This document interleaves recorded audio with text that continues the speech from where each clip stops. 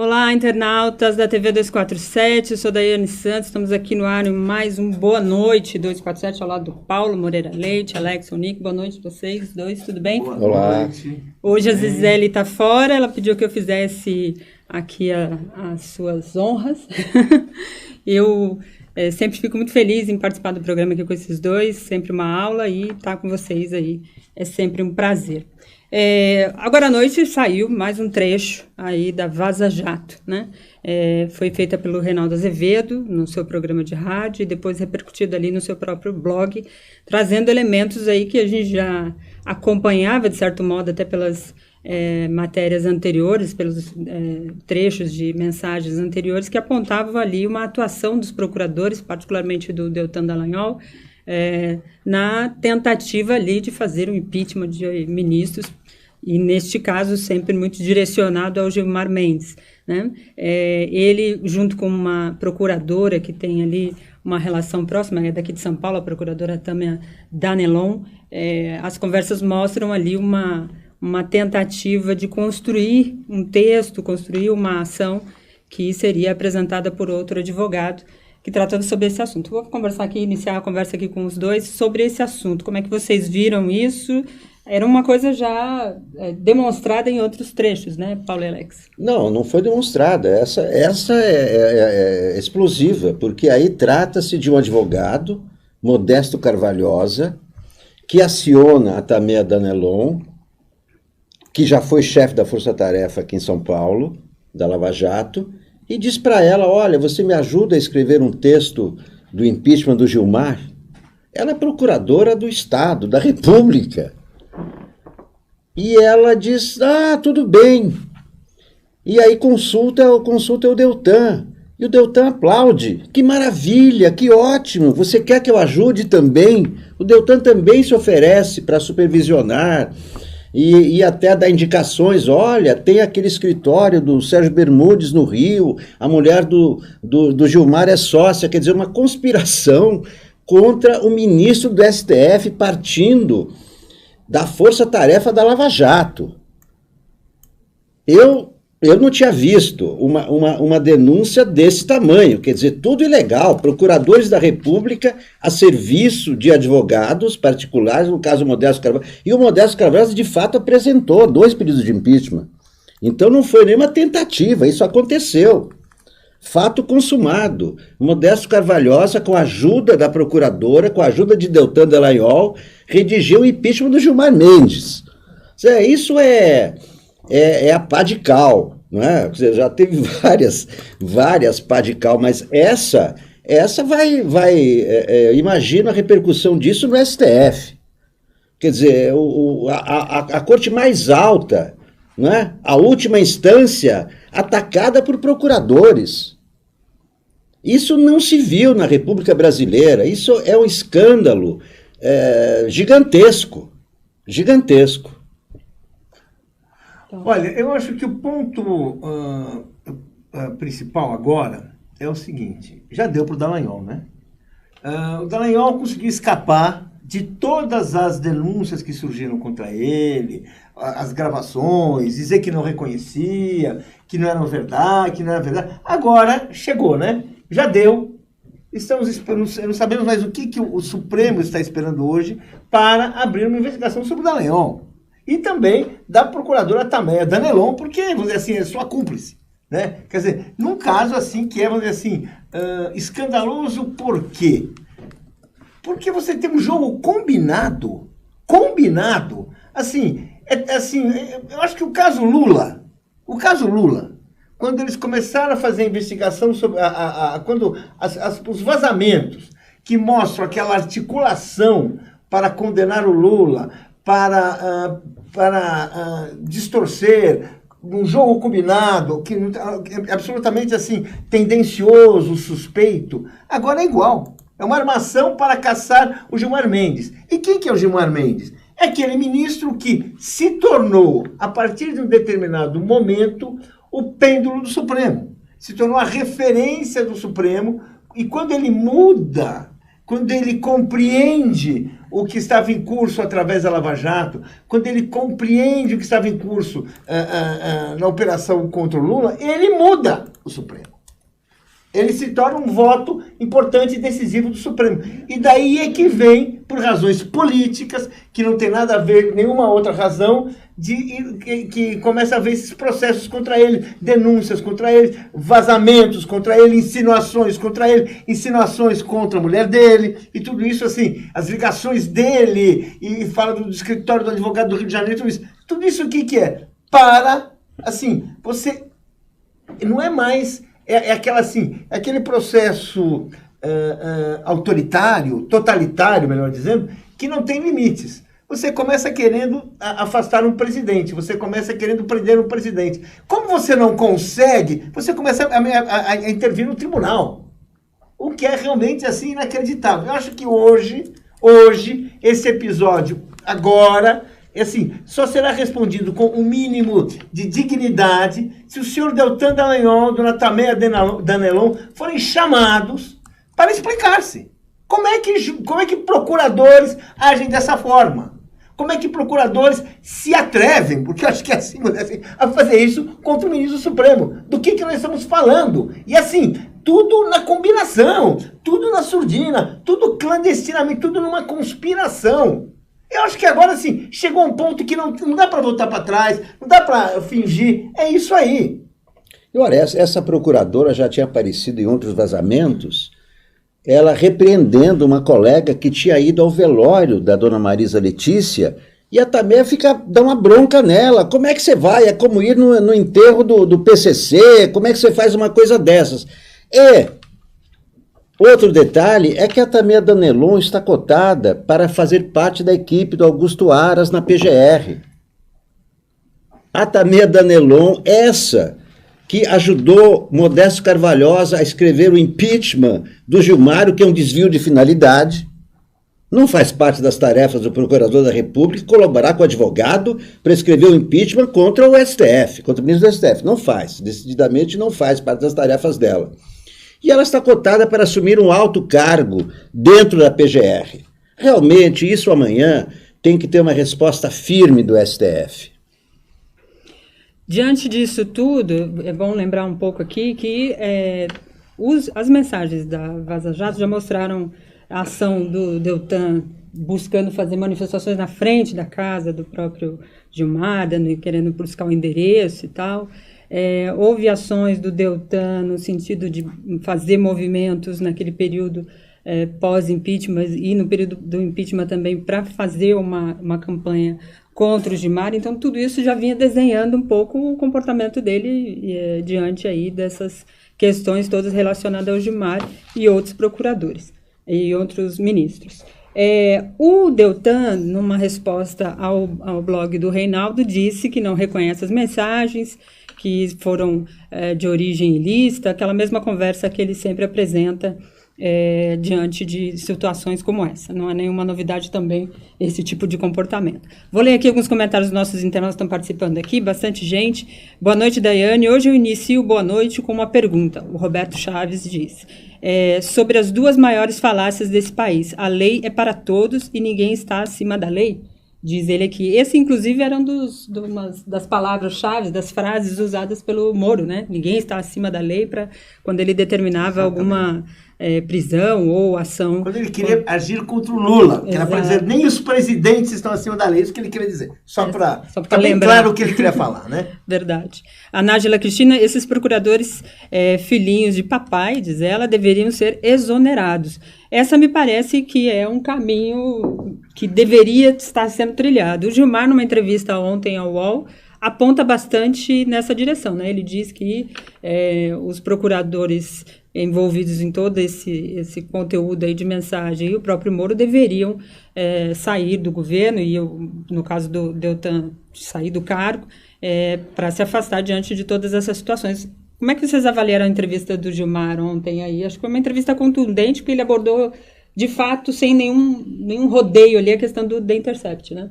Olha, eu acho que o Gilmar, ele mostrou aquele que é um ministro que tem a consciência muito clara da ameaça que a Lava Jato representa, da ameaça que esse processo representa e da necessidade do Supremo assumir sua responsabilidade.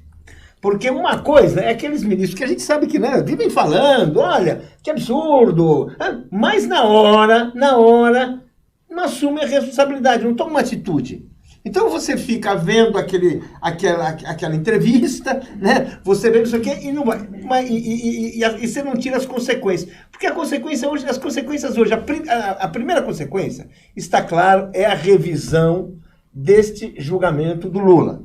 Porque está demonstrado, e agora que ninguém mais, nem tem coragem de dizer que é mentira o que está na Vaza Jato, e ninguém mais tem coragem. Você pode não reconhecer, que é uma coisa muito bonita, um eufemismo para fingir que você ainda vai tentar contestar alguma coisa. Mas você não sabe que isso aí não dá para contestar, porque os fatos, que não são palavras no ar, são palavras que envolvem fatos que são comprovados. Você está falando de atitudes, de ações que foram feitas, né? Quer dizer, então você não tem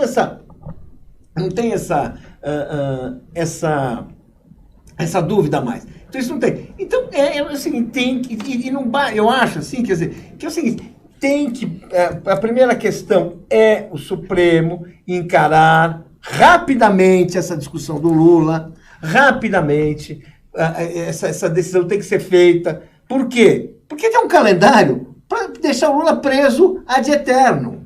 Então, se você consegue, se hoje você conseguiu, com todo esse sacrifício, com todo esse esforço, fazer um julgamento e mostrar a parcialidade da justiça e, portanto, anular este julgamento, que é o caso do triplex, você pode fazer a demora pode resultar numa situação que esta verdade, quando for reconhecida, será sem efeito. Porque o Lula terá sido condenado em segunda instância por um outro caso, que é o caso do sítio.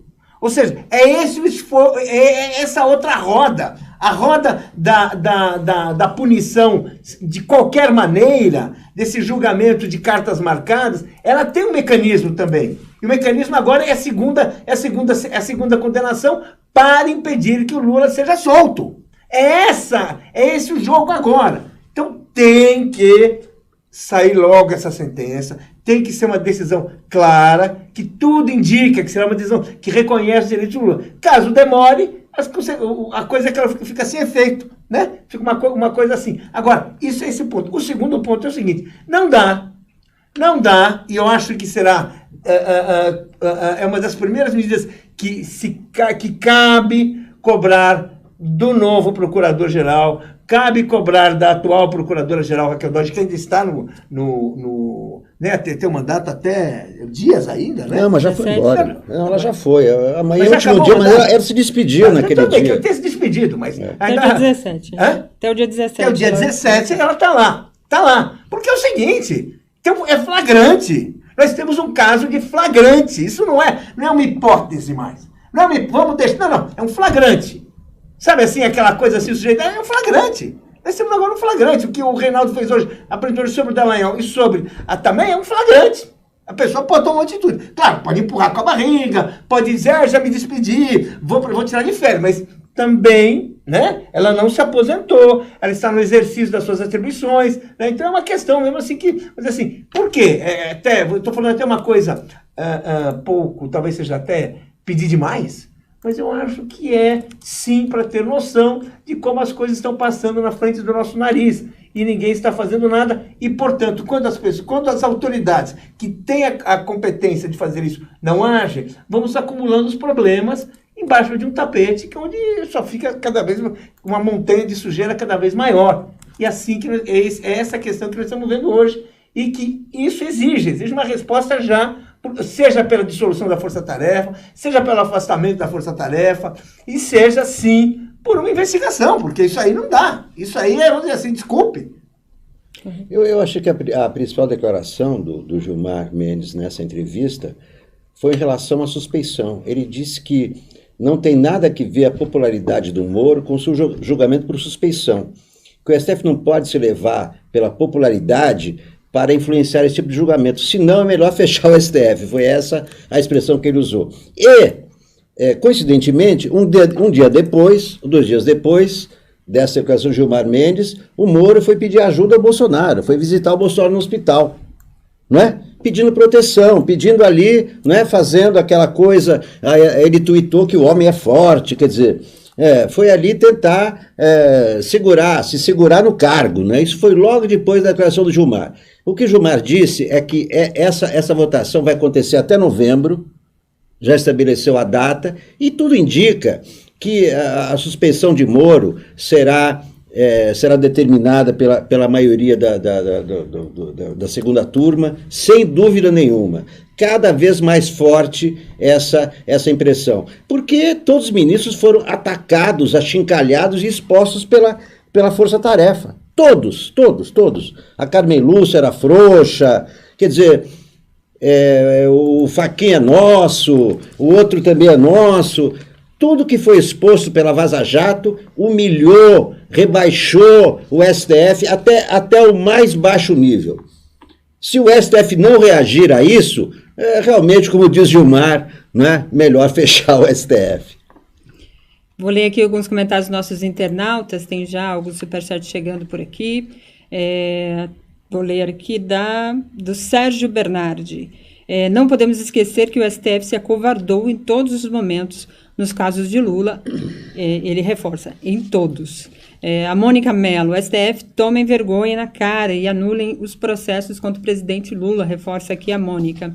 A Ludenia da Silva Maciel, boa noite. Gilmar Mendes mesmo disse que o STF foi cúmplice, ele já falou sobre isso algumas vezes, né? É bom lembrar também. A Virgínia Rodrigues diz, esses procuradores mereciam uma exoneração imediata. Esses bandidos não podem continuar tendo poder, senão nada vai mudar. O crime vai continuar, diz aqui a Virgínia. O João Ribas diz, com o PT, o Brasil caminhava para 100% do refino nacional, com Bolsonaro caiu para 50%, aumentando a importação dos Estados Unidos. Brasil do Bolsonaro ficou 100% entregue aos desvaneios de Trump. Nós vamos entrar daqui a pouco nesse assunto, por isso que eu li aqui. A Elizabeth Campagnolo mandou um superchat aqui, acho que do comentário da internauta acima. Daiane, correção gentil, exoneração do cargo é quando o funcionário público pede para sair. No caso dos procuradores, é demissão. A linha ali do Gilmar era de exoneração, para que eles saíssem, tivessem a honra de sair do cargo sem precisar fazer nenhuma medida de demissão, né, no caso. O Sérgio Bernardi, Gilmar pode ser acusado de tudo, menos de se acovardar, contrapõe aqui o Sérgio Bernardi. O Gilberto Cruvinel manda o superchat dizendo aqui, boa noite a todos. Só para lembrar que no caso do sítio, tal qual o caso Bendini, tem que ser anulado pelo STF pelas mesmas razões que este foi anulado, que está aqui apontado aí num julgamento previsto para o dia 24, que trata sobre anulação, como bem disse aqui o Gilberto, e é justamente no caso ainda, no caso da anulação aqui do Bendini, era sobre a ordem de razões, de contrarrazões apresentada pelos réus, né? E como o Moro colocou todo mundo no mesmo patamar, inclusive os delatores, que no processo já atuam como assistente da acusação, porque de lá está acusando o réu, foi anulado o processo aí do Bendini. Nós vamos entrar aqui, vocês querem falar mais alguma coisa sobre essa questão da Vaza Jato? Podemos tocar aqui para o congelamento dos salários mínimos. Boa. Do salário mínimo, aliás. Tem uma proposta aí, né, apresentada pela equipe econômica do governo, Bolsonaro, que é fazer uma alteração, né, na política de valorização real do salário mínimo, né, que já vinha tendo mudanças ao longo dos últimos anos, marcada aí pelos governos Lula e Dilma, de um ganho real do salário que já chegou a 60 e tantos %, né, Paulo? E a equipe todos os anos deu isso. E a equipe do Paulo Guedes avalia de retirar da Constituição o reajuste indexado à inflação. O argumento é de que o congelamento do salário mínimo poderia render aí para a economia entre 35 bilhões e 37 bilhões de reais. Esse argumento é mais um dos tantos, né, Paulo? Vamos dizer assim, é um ataque. Vamos falar assim, nós estamos discutindo aqui Estado Democrático de Direito, estamos discutindo ofensas à liberdade, são coisas essenciais. Sem um Estado Democrático de Direito, o país não anda. Mas a gente também precisa entender o seguinte: quem está querendo quebrar o Estado Democrático de Direito, ele quer fazer isso para empobrecer o povo, ele quer fazer isso para agradar os seus verdadeiros patrões internacionais, aqueles seus financiadores. E essas são as medidas que não param de ser tomadas. Nós tivemos a reforma da Previdência, que já empobreceu. Tivemos uma primeira mudança, assim, logo que tomou posse, o Bolsonaro já mudou o cálculo, já mudou o cálculo do reajuste do salário mínimo para impedir aumento de ganho real. E agora ele está mostrando, assim, depois de reforma trabalhista, de novas medidas que eles estão tomando, de novas reformas para piorar ainda mais a Previdência, agora vem o ponto que é o ponto essencial, que é o quê? Que é o salário mínimo.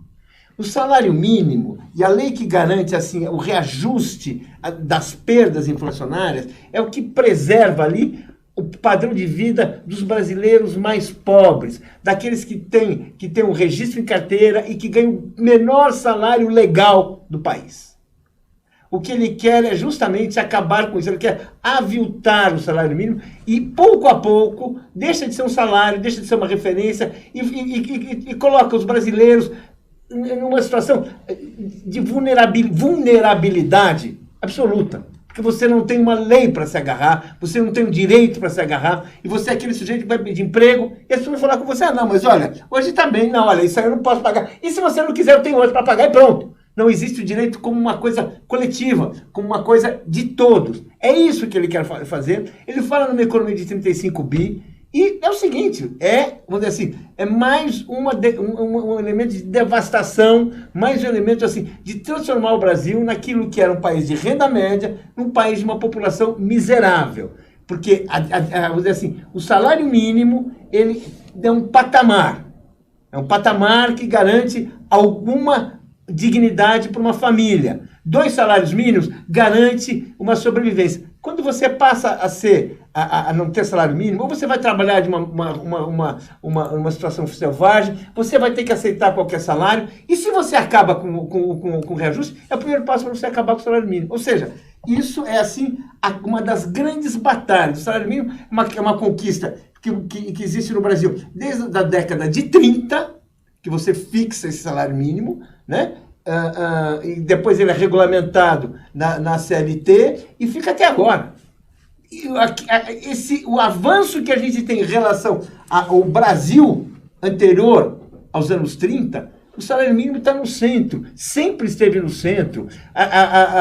O início da conspiração contra Getúlio Vargas em 64 foi quando o Getúlio mandou reajustar o salário mínimo, que tinha sido comido por 100% de inflação no governo Dutra.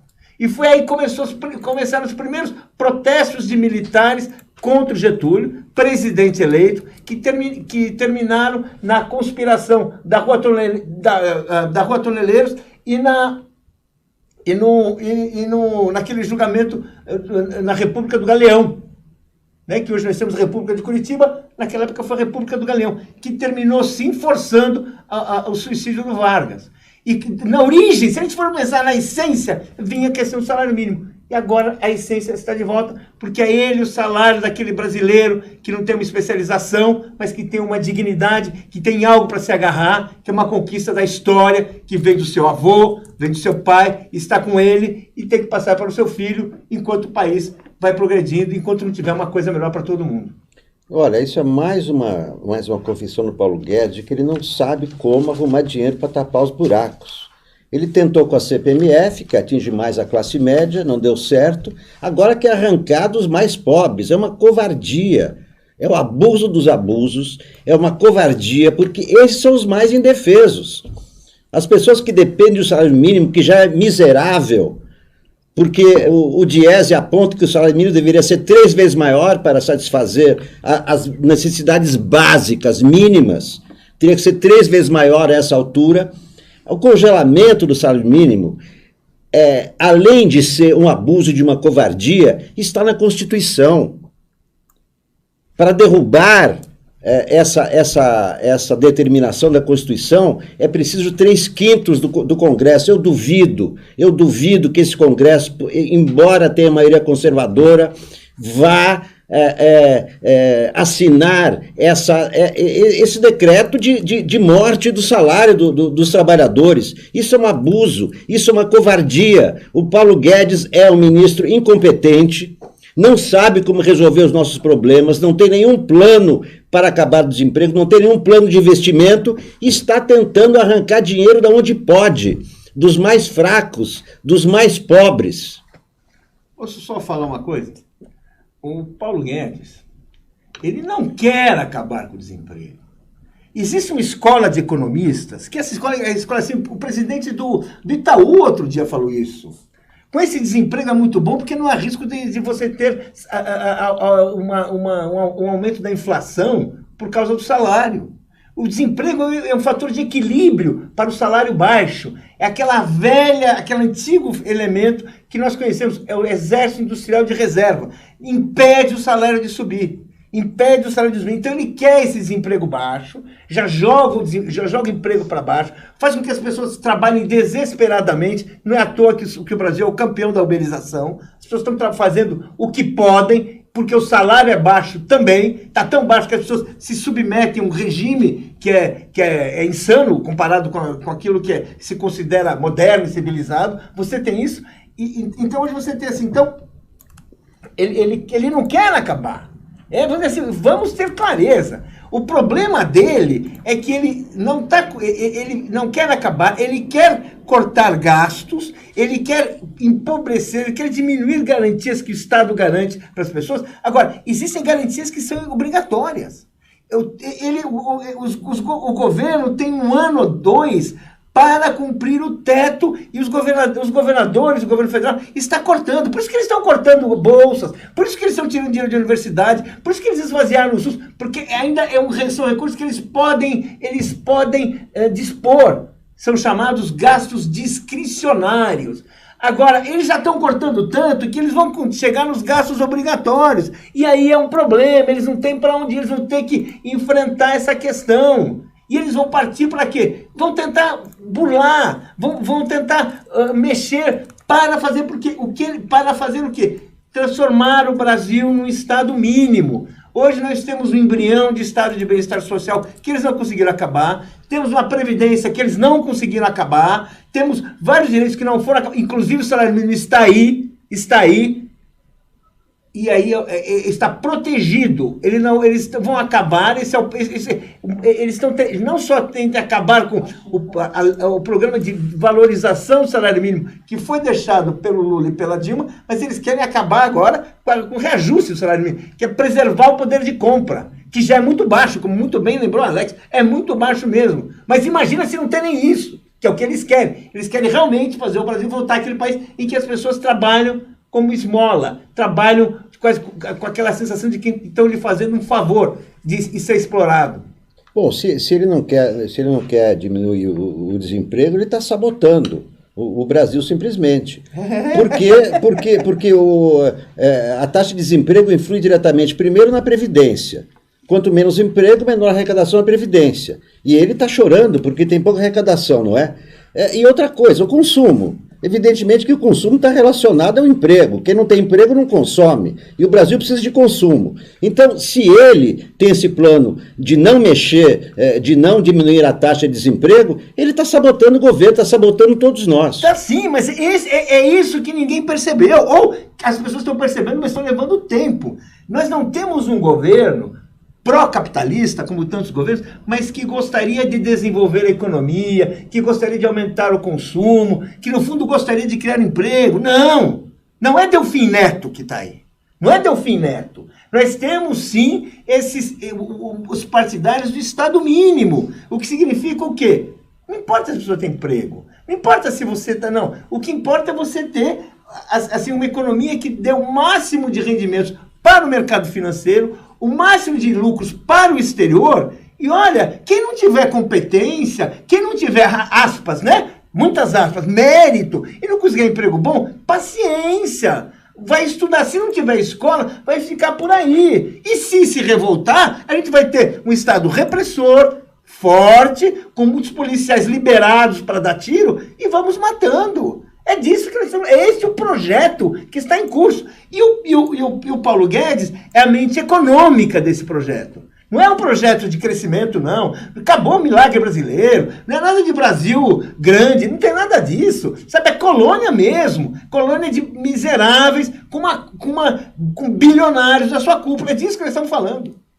Olha, eu prefiro achar que ele não sabe acabar com o desemprego. E não que ele não quer, porque seria uma estupidez muito grande um economista não querer aumentar o emprego. Qualquer país quer isso, né?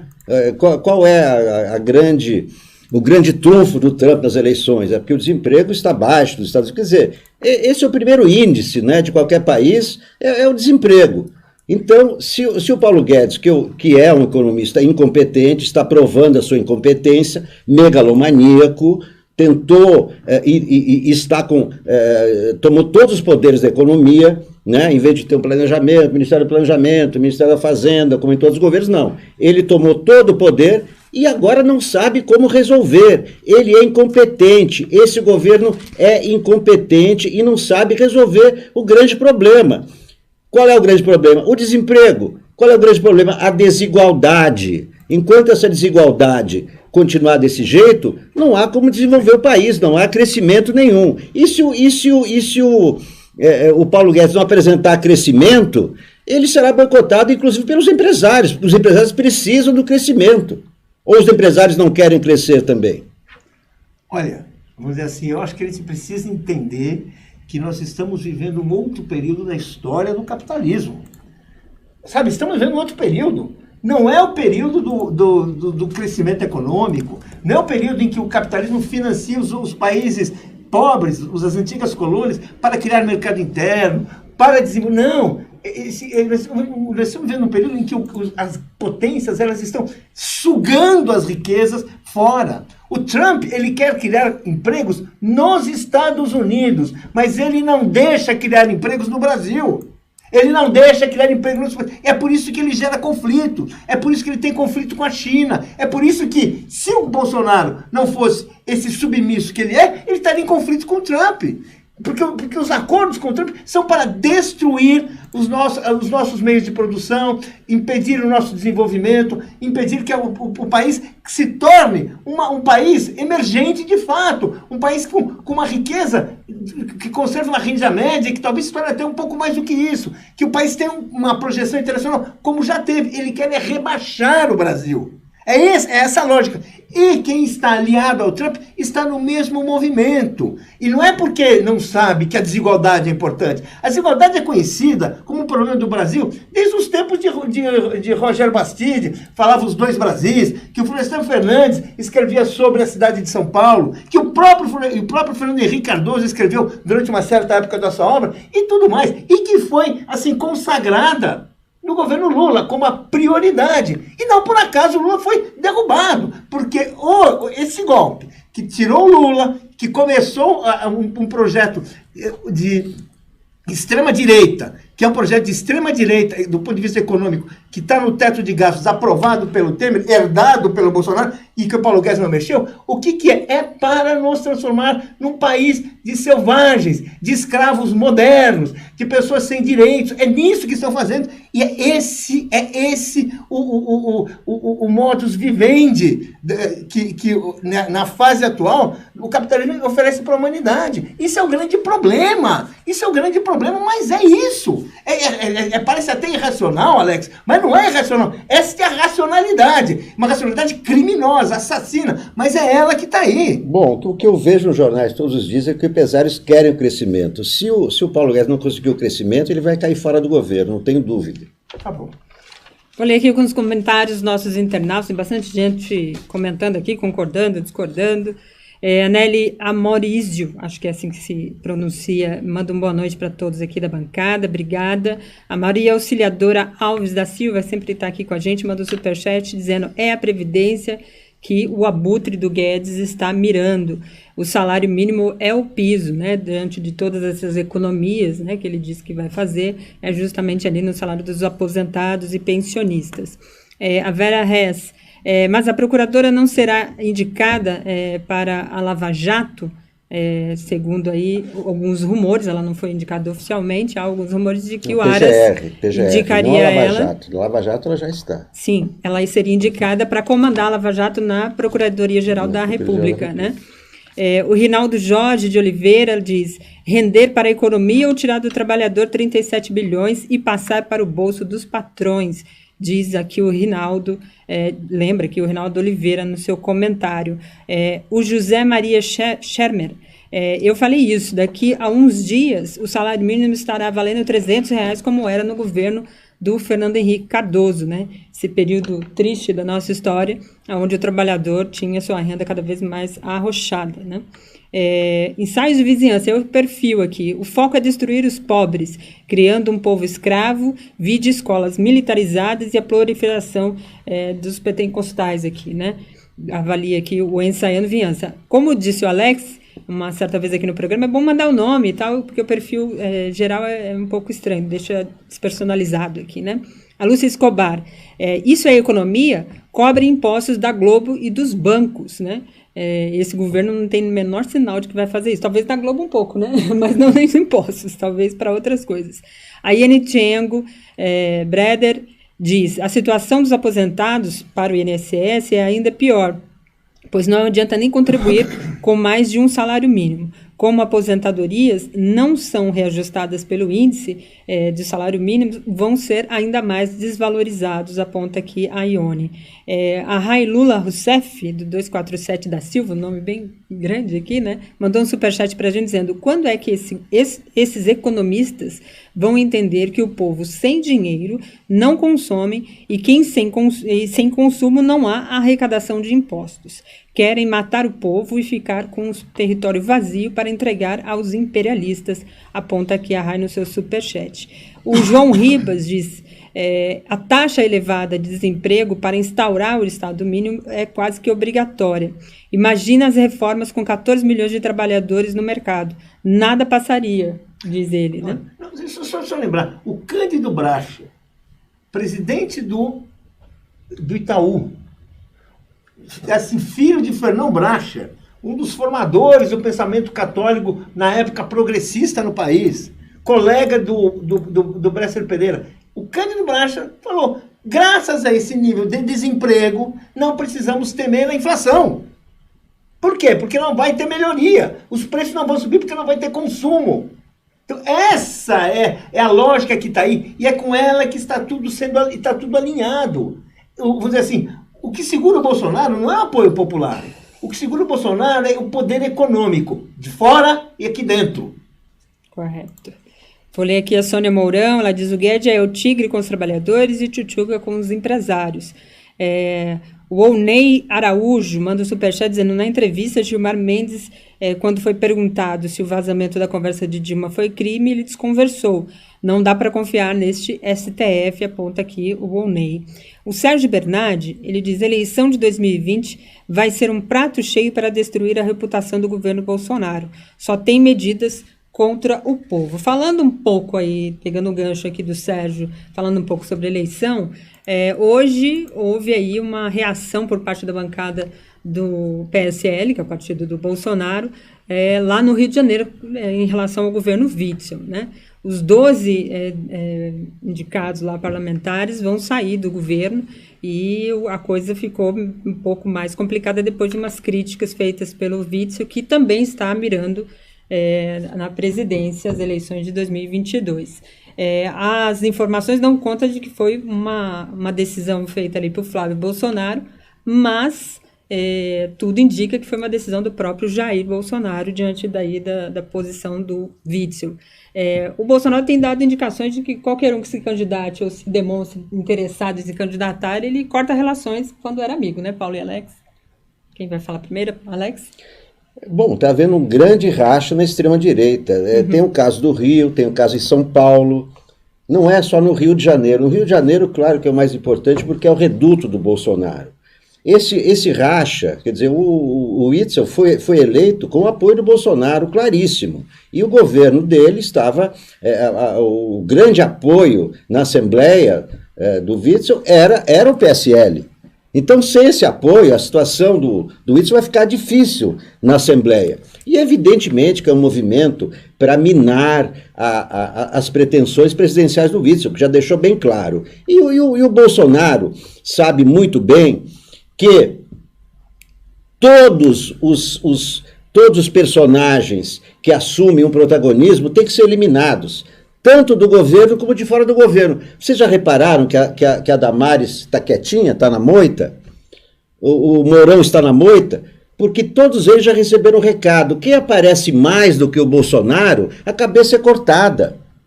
Não importa se foi aliado um dia. Quem aparece mais que o Bolsonaro é cortado. O Wilson Witzel agora vai sofrer na Assembleia com essa saída do PSL. Isso vai influenciar nas eleições do ano que vem, as prefeituras, porque o plano do PSL é conquistar 1.000 prefeituras no Brasil. Pasmem, pasmem. Eles querem conquistar 1.000 prefeituras no Brasil. Quem está no centro desse racha imenso é o Flávio Bolsonaro, porque ele está encrencadíssimo com a justiça. O Major Olímpio, que é o senador líder do PSL no Senado, pediu hoje a exclusão do Flávio Bolsonaro, disse que o Flávio Bolsonaro é que tem que cair fora. Evidentemente que o Bolsonaro não vai permitir que seu filho caia fora, mas o que acontece? Flávio Bolsonaro é a criptonita. Até o PSL quer ficar longe do Flávio Bolsonaro, porque ele é o corrupto. Quer dizer, um governo que se elege com a bandeira do combate à corrupção, apresenta o filho do presidente envolvido com Queiroz, envolvido em rachadinha, em compras de imóveis ilegal, e isso já está claro para todo mundo. Nem o PSL quer ter o Flávio Bolsonaro perto. Só o pai aguenta o Flávio Bolsonaro, e para aguentar o Flávio Bolsonaro, o pai está garroteando todas as instituições, está manietando todas as instituições que podem investigar o seu filho. Esse é um grande racha da extrema-direita, que é muito bom, porque o mais importante para o ano que vem, a agenda do ano que vem, é derrotar o Bolsonaro nas eleições municipais. Será o primeiro teste do governo Bolsonaro nas urnas. Se o Bolsonaro for rejeitado de maneira fragorosa nas principais capitais, nas principais cidades, se ele for derrotado, o seu caminho para 2022 será muito mais difícil. Ao contrário, se ele obtiver uma vitória em 2020, sai fortalecido para 2022. Por isso, essa eleição do ano que vem, essas eleições municipais não são eleições municipais. Na verdade, são eleições nacionais, porque pela primeira vez os brasileiros vão dizer na urna se aprovam ou desaprovam Bolsonaro. Paulo? O fato é que o governo Bolsonaro está desmoronando. E mais do que qualquer questão que se possa achar ética ou se achar questões desse tipo, o que está acontecendo é o seguinte: o Bolsonaro ele não consegue crescer, ele não consegue resolver nenhum problema. Todas as pesquisas mostram um governo assim menor do que entrou, não é? Que perdeu aqueles votos. O Datafolha chegou a mostrar que, bem, se a eleição fosse hoje, o Fernando Haddad teria sido vitorioso. Então é hora dos ratos fugirem do navio. E é isso que estão fazendo. Os ratos estão fugindo do navio, procurando aqueles pretextos que, vamos dizer assim, nós sabemos que agradam, né? Falar que você não quer o Flávio Bolsonaro porque ele tem denúncias, falar que... Não, os ratos estão fugindo do navio. Por quê? Porque é muito possível que o Bolsonaro não sobreviva. Vamos dizer assim, não vamos assim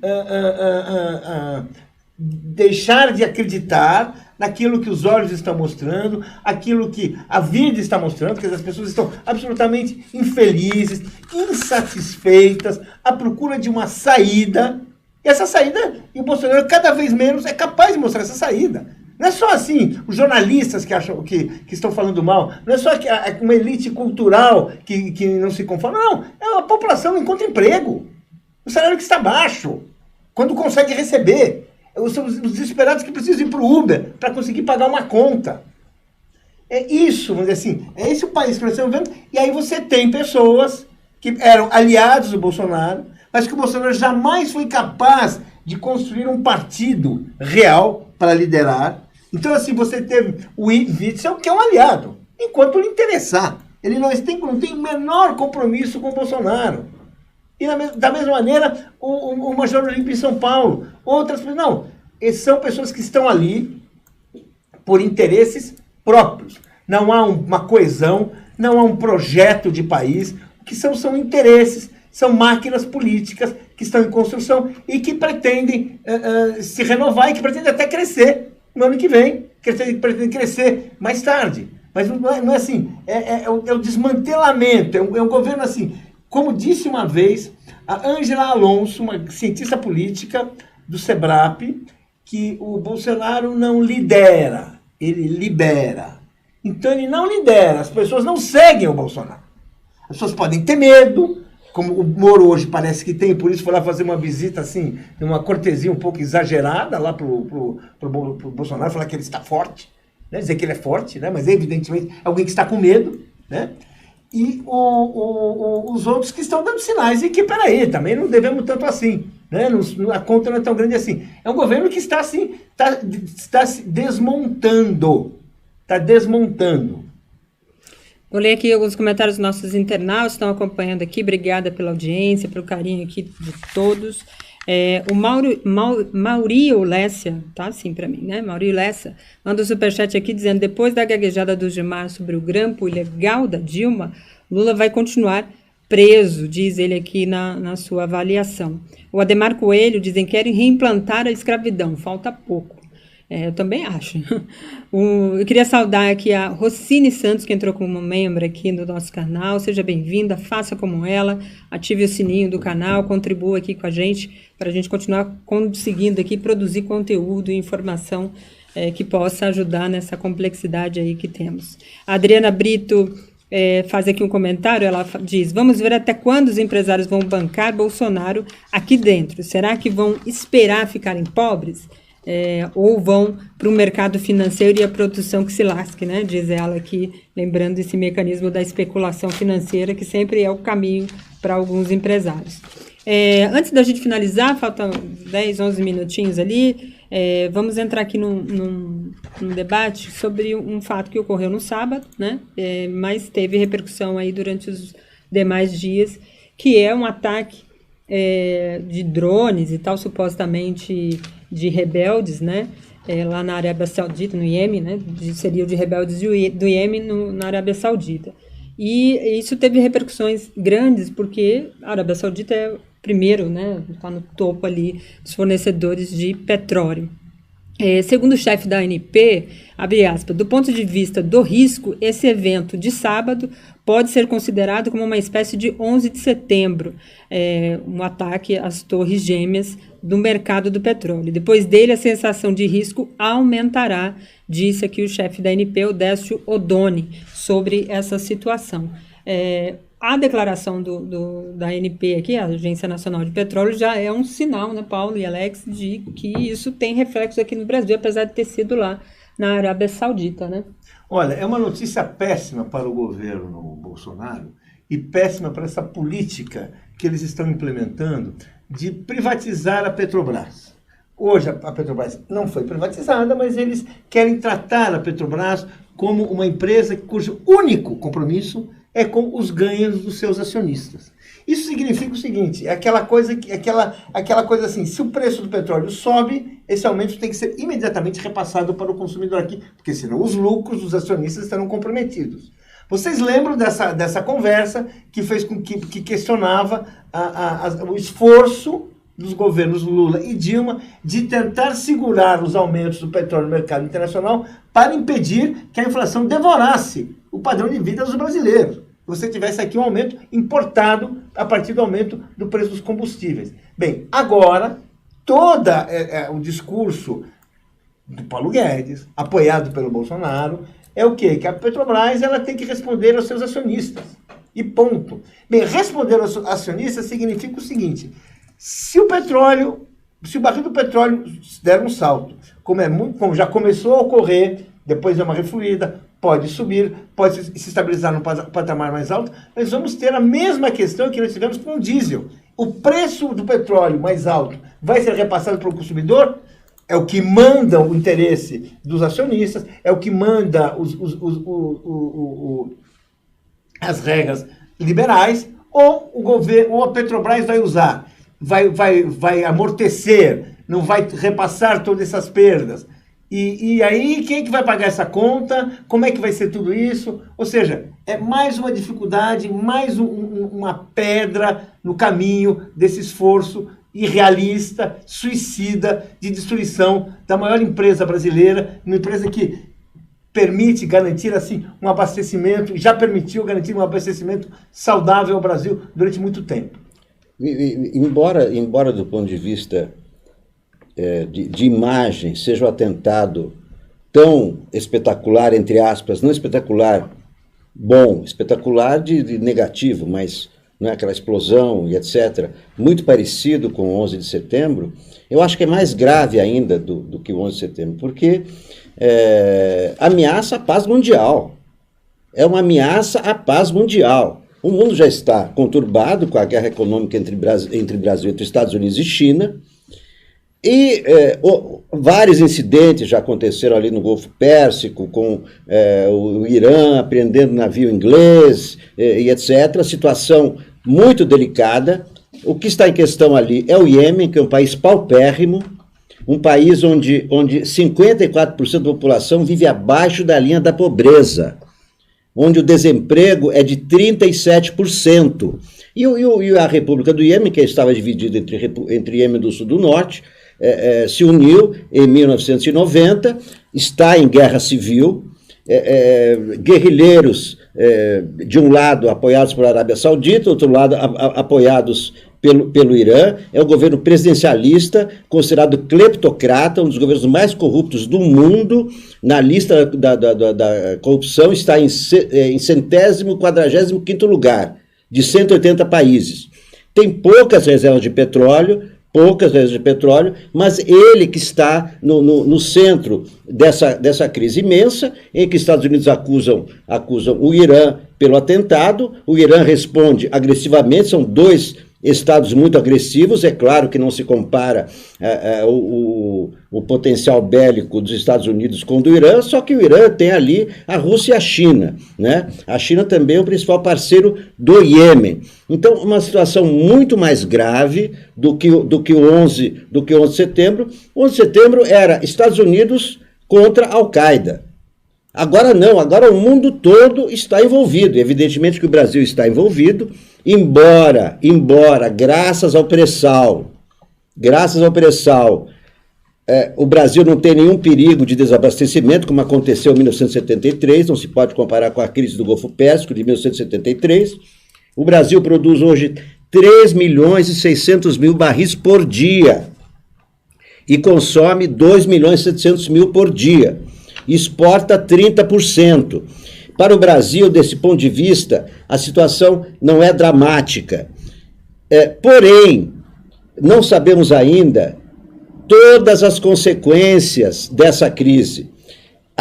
O petróleo subiu 20% imediatamente. Quando os Estados Unidos colocaram as suas reservas estratégicas para consumo, e também o mundo tem mais reservas hoje acima do que precisa consumir, os preços baixaram. As ações da Petrobras subiram. Por quê? Porque quem tem grandes reservas de petróleo e não é idiota de vender as suas reservas, como o Brasil está vendendo e quer vender mais, ganha com essa situação, né? Ganha do ponto de vista financeiro. Venezuela, por exemplo, que sofre muito desde que o preço internacional caiu de $100 para 30, agora está em 70. A Venezuela também se beneficia com essa crise. Mas é claro que as consequências podem afetar a taxa do dólar, podem afetar no preço das importações, porque o petróleo, claro, movimenta o mundo. Ainda é cedo para avaliar todas as consequências, mas, por enquanto, o Brasil não está numa situação tão crítica como esteve em 1973. Isso temos que agradecer ao Lula e ao pré-sal.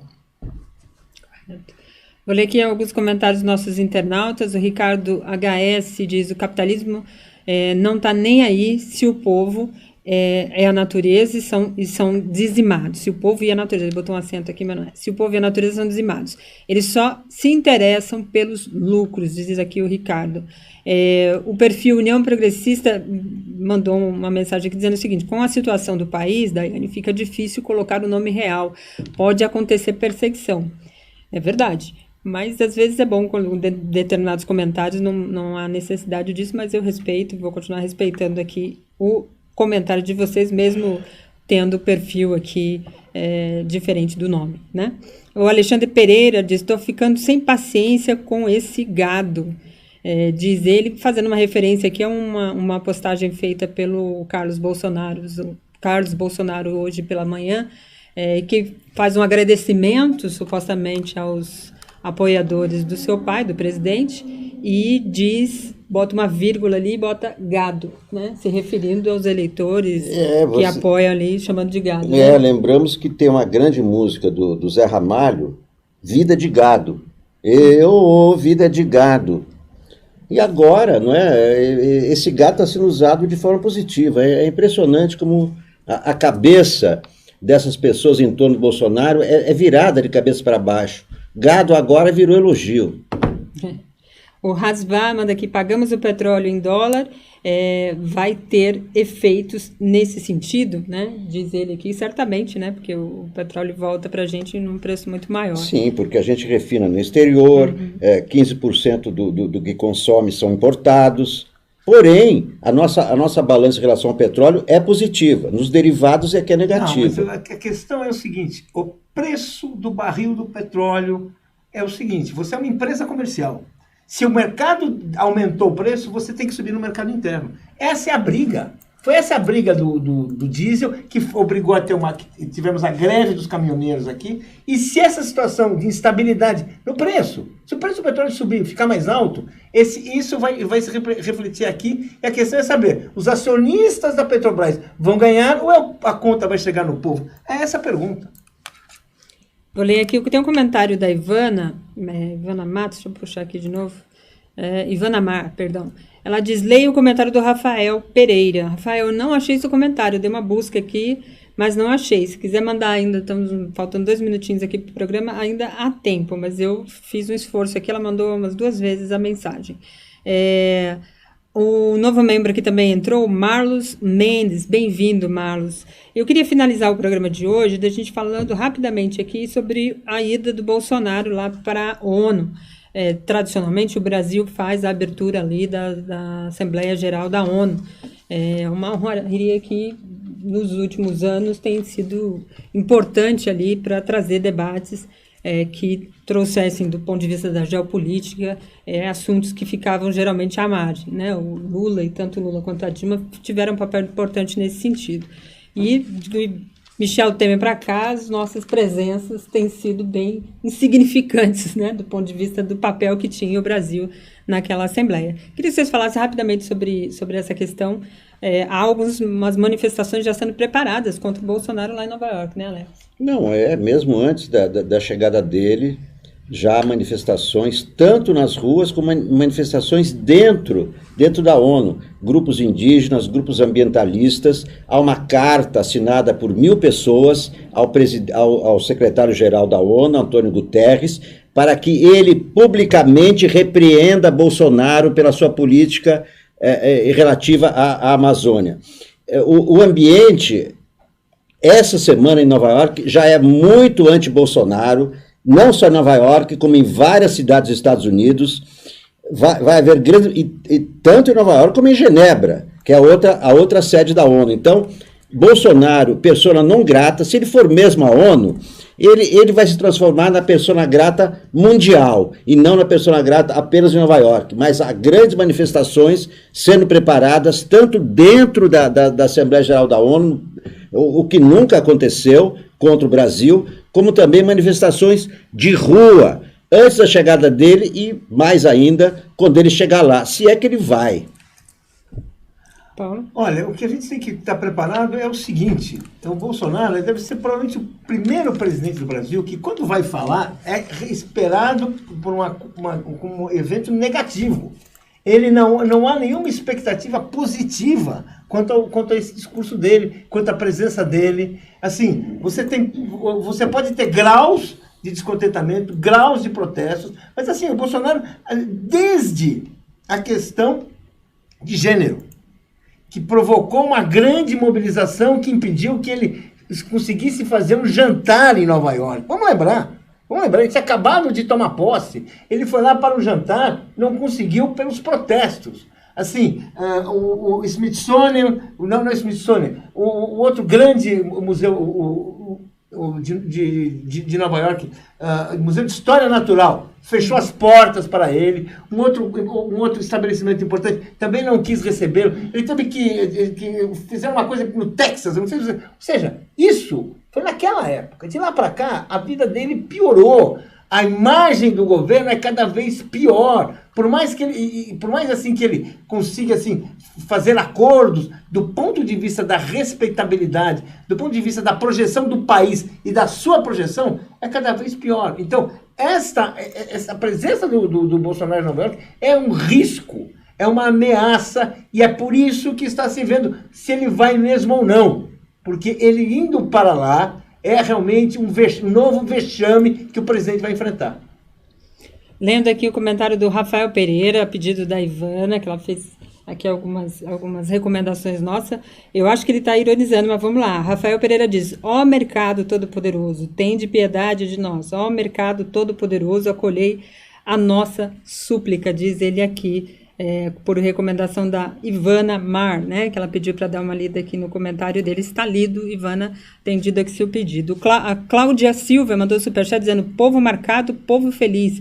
Lembra, fazendo um comentário aí da vida de gado trazida aí pelo Alex, em cima da inversão, né, feita pelo Carlos Bolsonaro. Vou encerrando aqui a nossa participação de hoje, é 21h02, daqui a pouco tem o Dia em 20 Minutos, com o nosso querido Aquiles, e amanhã tem mais, Gisele estará de volta para o bom retorno aqui à casa, tá bom? Beijo a todos, boa noite, Paulo, Alex. Boa noite. Tchau, gente. Muito obrigado, boa noite, até amanhã.